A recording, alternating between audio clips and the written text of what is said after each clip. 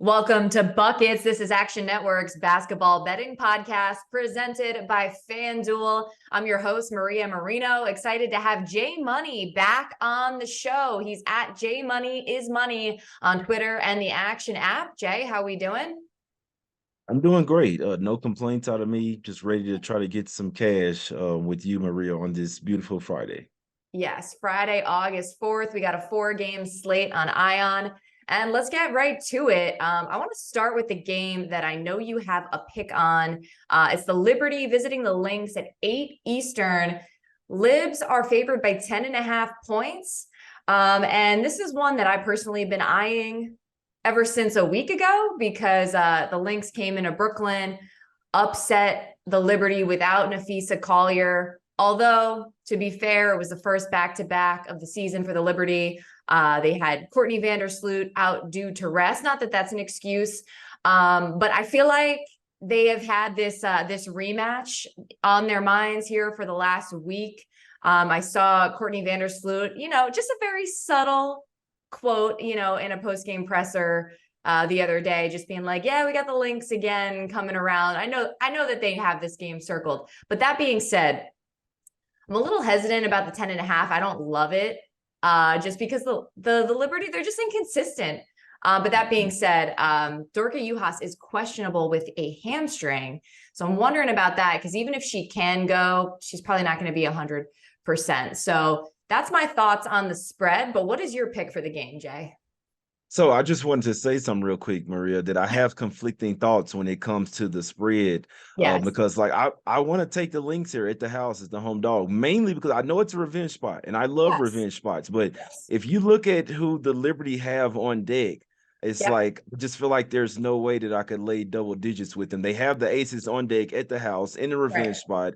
They're already talking about how their families and stuff are asking for tickets. So I just kind of feel like the reporters are even baiting them into looking ahead to the aces, right? That's the biggest game of their season. So with that being said, I know it's a revenge spot. It's just that I'm really leaning Lynx here plus the 11. I know that they're banged up. I know it's a revenge spot, but they've been playing well. They're at the house, and it's mainly the look ahead that's really kind of has me really leaning towards the Lynx. But I did pivot a play that I like regardless of who wins as far as wait. Before you get into the pick that you like, I just want to be clear. I agree with you. I am not actually betting the Libs minus 10.5.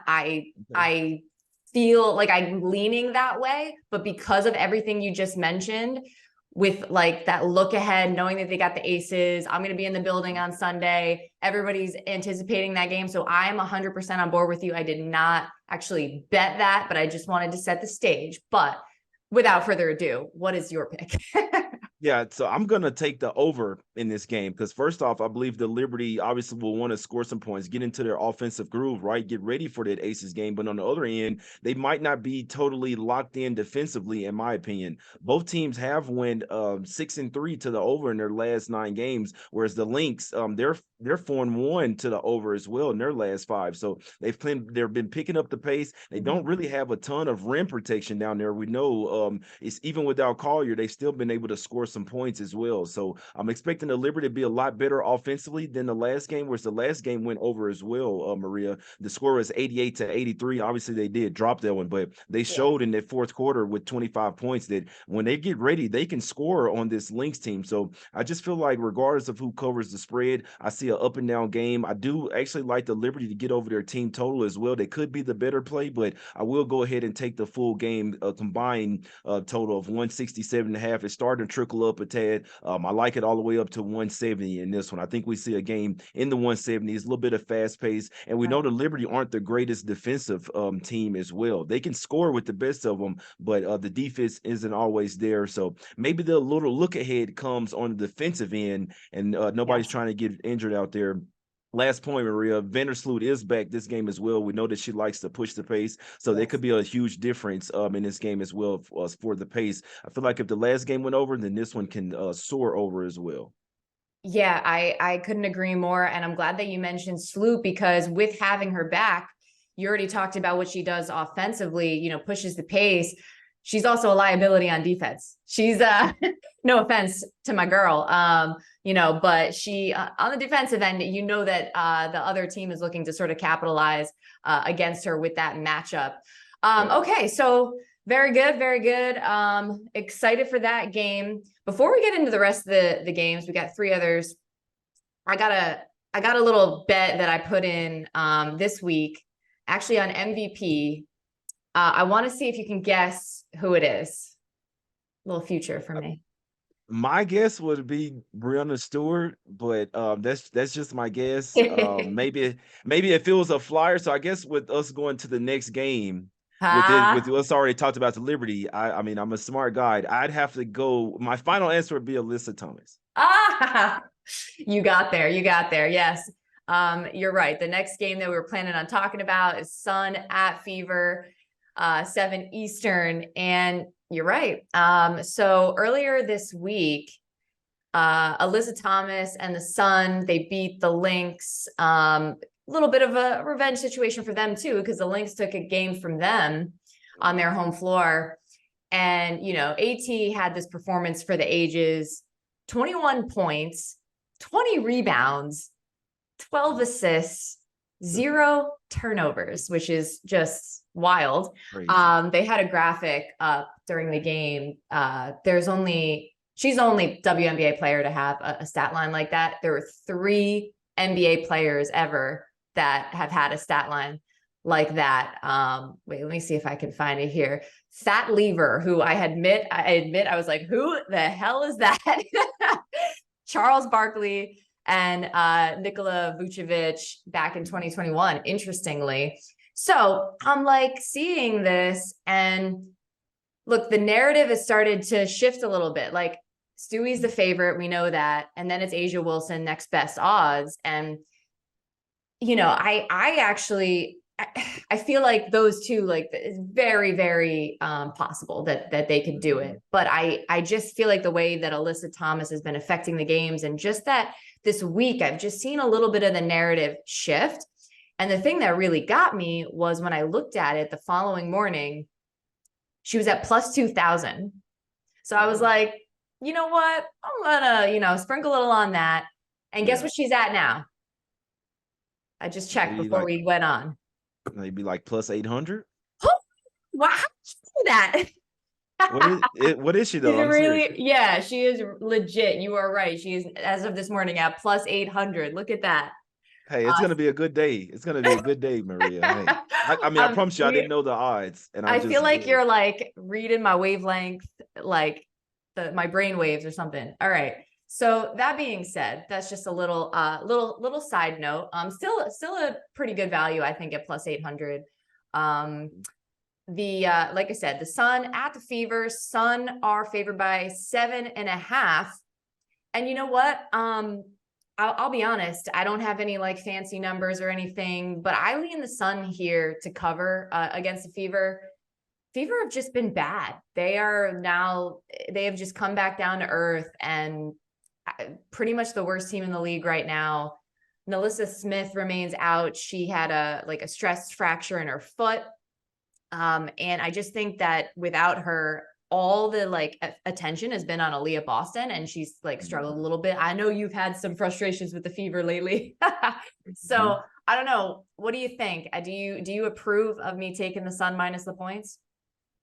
I don't really have a good look on the side. It is a few too many points that I'd like to lay with the Sun on the road, but you definitely, I mean, they do have a little revenge spot coming up with the Storm, but I mean, there's not really a ton of teams looking ahead to the Storm, but it is a revenge spot. But it's just, maybe I would pivot towards the total. I do have a little bit of a lean to the over. We know that the Sun can play really good defense, but with them playing a bottom tier team, they don't necessarily have to bring their best defensive effort. They can kind of just win this game with offense. The Fever's defense has been horrible in my opinion. So this is just one of those games where I would probably look towards the over. I could see the Sun possibly scoring 90 points in this game. And like I say, you just need the Fever to put up 70, like a little over 70. So I would actually go to the over. But I mean, if it is 90 to 70, that means that Sun cashes with ease. So as far as the side, I don't have a good feel for it, but I do have a slight lean to the over 160 and a half in this game. Fair enough. Yep. It is at 160.5 at the moment on FanDuel. Definitely make a great point. I only put half a unit for this one, but I still think the Sun are, we're still not thinking of them as that like upper echelon team. And I think they might be, you know what I mean? I think they might be at this point. But let's move on. We got Sparks at Mystics. I'm like, Eh, whatever about that game. eh. That's My least favorite of how the I day. feel about this game. Their Mystics are favored by 3.5 at 7 Eastern. And look, it's not their fault. They still have so many people out. They've just been plagued by injuries this year. They lost 3 straight. And then the Sparks, they've been kind of disappointing. What are you shaking your head? What do you got? Well, it's because I feel like the Sparks had a lot better team. Like they got off to a hot start. I made some money with them, and then they just went through this horrible losing streak, man. It's just Yeah. like they kind of just stopped playing defense. They have some good players over there, but I still feel like it's really hard for me to back the Sparks Yeah. without one of their best offensive players in Lexi Brown over there. Yeah. But I mean, we know the Mystics. Their top 3 offensive players are out, so I can't look I know. towards betting them as I well. know. It's other than Sykes and Natasha Cloud, they Yeah. basically don't have anything respectable over there with Atkins out, Yeah. Shakira Austin, and Della Dunn as well. Yeah. So I'm definitely not laying points with the Mystics. I know they've been off for a while, but I'd actually give a slight lean to the underdog in this one in the LA Sparks. And this one is kind of seems like lately they've been playing a little bit better on the road there. So Yeah. slight lean to the Sparks plus a 3.5, but definitely my least favorite game of the day. Yeah, for sure. It's a stay away for me just because both of these teams are too unreliable. But Mhm. the Sparks did lose twice to the Liberty. They beat the Fever twice, so at least they've shown that they can beat up on a lesser opponent. Right. So yeah, I could see that. I could see that. But overall, just not my favorite, as I like to say. And then we got one more game. It's the Sky at Wings, 8 Eastern. Wings are favored by 9.5, which I felt was a little high. Just because the Sky, like, they have the talent. Like the team has been up and down, but like Kalia Copper can have a game where she goes off. Marina Mabrey can have a game where she goes off. Yeah. And you just never know with them. So even though I think, the Wings are the better team, it's another game where I'm just like, not really feeling a side on this. How do you feel?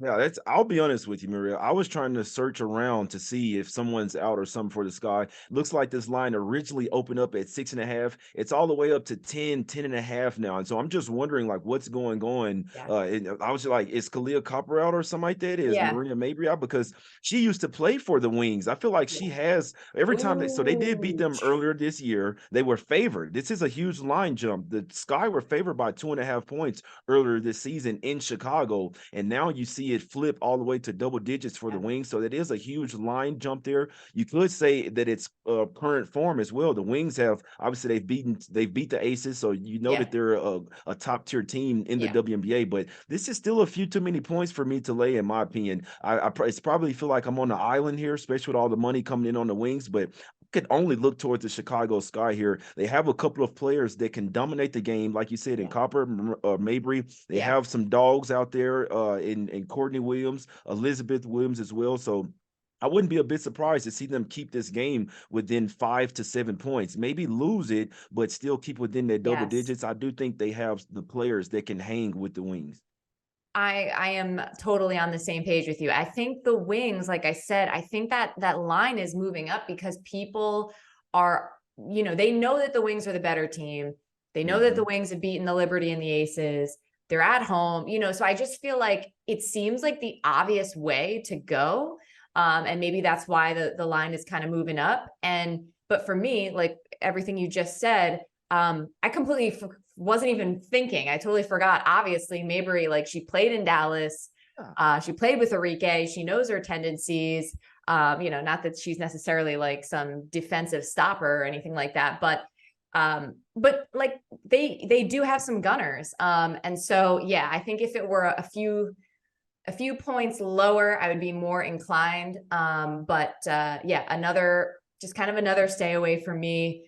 And like another example, last game for this guy, they dropped 104 points on the Mercury. I know it's the Mercury without BG, but still they can score.